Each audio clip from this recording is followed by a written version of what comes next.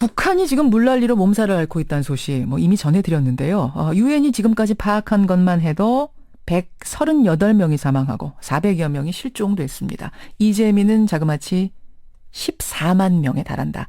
예, 이런 이야기 나오죠.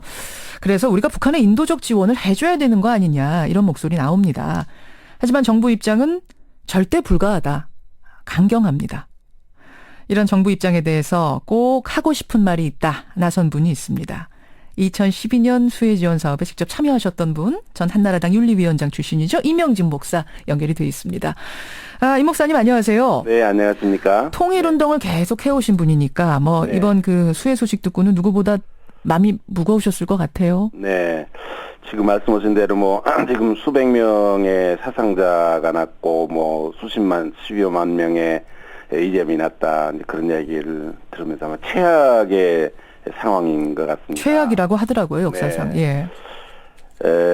이게 여러 가지 정치적인 이유 여러 가지가 있지만 사실 우리 동포가 이런 어려움을 당하는 걸 들으면 정말로 가슴 아프게 생각합니다. 예. 거기 어린아이들도 있을 거고 이념과 이런 거를 전혀 모르는 상관이 없이 인생을 참 고달프게 살아가는 그런 사람들이 많이 있을 텐데 예. 어쨌든 우리는 이념의 잣대라든지 여러 가지 정치적인 상황 이런 걸 가지고 해석을 대하지만 그런 거 전혀 관계없이 살아가는 그런 그 민초들이 이렇게 당하는 아픔을 생각하면 예. 안타깝게 그지없고 이제 가슴 아픈 일이라고 그렇게 생각을 합니다. 아마 사람이라면 누구든지 그런 상황을 보고 안 됐다 그런 생각을 가져야 되는 게 인지상정 아니겠습니까? 그러면 우리 목사님도 지금 국제기구나 유엔에서 말하는 것처럼 시급히 수해 지원을 해줘야 된다 이쪽 입장이세요? 너무도 당연한 겁니까? 어려움을 당하는 사람이 있는데 그걸 보고서 그냥 지나친다, 눈 감는다, 다른 또 이유를 댄다. 저는 그거는 옳은 일이 아니라고 생각합니다.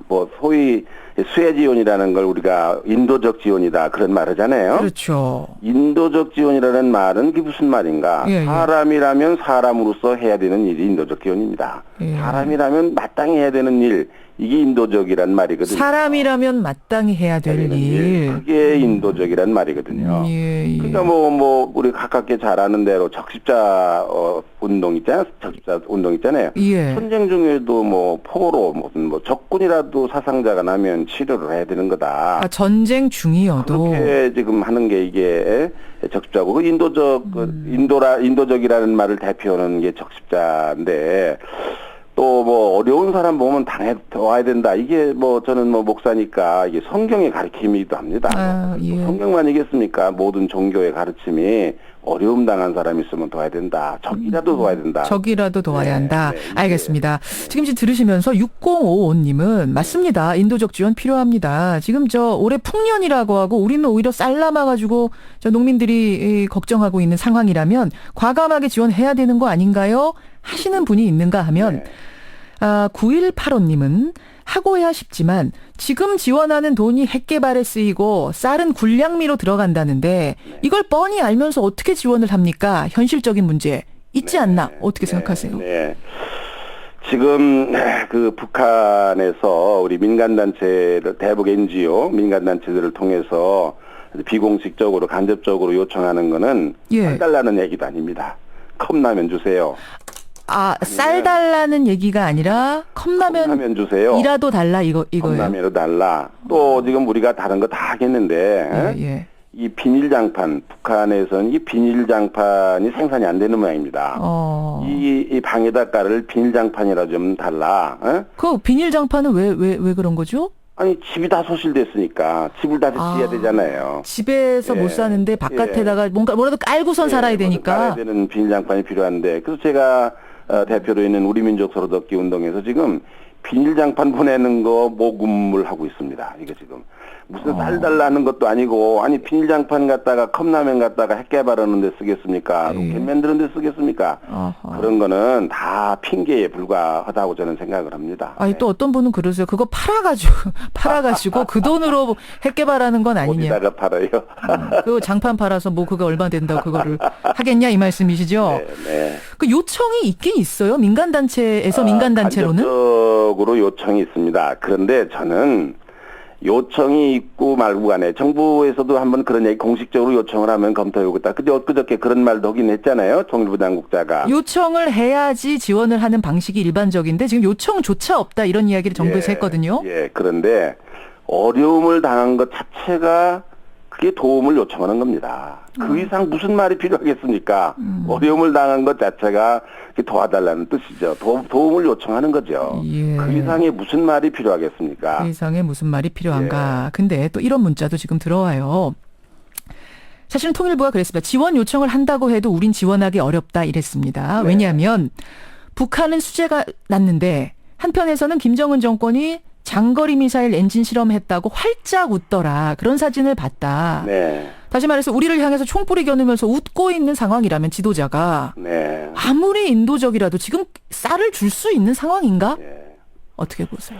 그런 상황을 참 우리가 이해하기 어려운 일이죠. 어렵죠. 참 그래서 어떻게 사실 수재가 우리가 더 났는데 걱정하는 거거든요. 웃고 있나? 예, 그래서 우리가 더 걱정하는 거거든요. 북한 정권이 제대로 국민들을 주민들을 보살핀다면 우리까지 나서서 뭘 걱정할 필요가 있겠습니까? 아하. 예?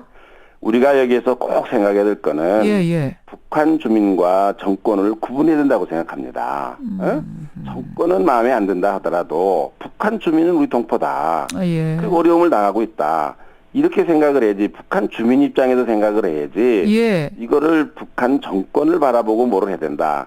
그건 저는 아니라고 생각합니다. 아니라고 생각을 하세요. 지금 2597님 뭐 6810님 등등 지지하는 문자 보내주시는데 한편에서 1311님은 핵 포기하라고 먼저 전제 조건을 달면 지원해 줄 수는 있다. 왜냐면 우리가 예수님은 아니지 않느냐 또 이런 말씀하셨으니까 무조건적으로 자비적으로 갈 상황은 아니다. 뭐 이런 지적이신 것 같아요. 1311님은. 그건 어떻게 생각하세요? 저는 인도적 지원이라는 거는요. 그거는 우리가 어떤 조건을 붙여서 할 수 있는 일은 아니라고 생각합니다. 뭐 저는 예수를 믿는 사람인데 성경에 가르치기를 내 이웃을 사랑하라. 그러니까 북한을 동포로 생각하는 사람이라면 지원을 해야 되는 거 아니겠어요? 내 이웃이니까, 우리 이웃이니까.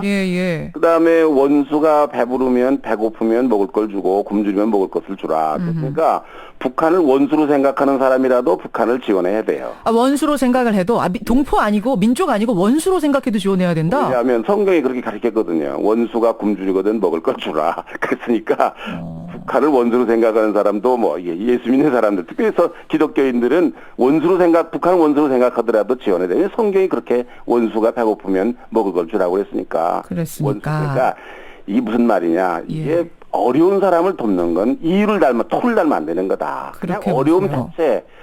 우리가 사람이라면 어려움 자체를 보고 도와야 되는 거다. 이게 보통 인간들이 우리 사람이 가져야 될 이 상식이며 인지상정이다. 사람이라면 그렇게 생각해야 되는 거 아니냐. 그래야 되는 거 아니냐. 이게 인도적 지원입니다. 7794님, 저는 불교 믿는 불자입니다만 그럼에도 불구하고 임명진 목사님 지지합니다. 이런 문자를 또 주고 계세요. 그리고 인도적 지원 지지하는 분들이 이렇게 있는가 하면 근데 또 이제 이런 말씀도 하십니다.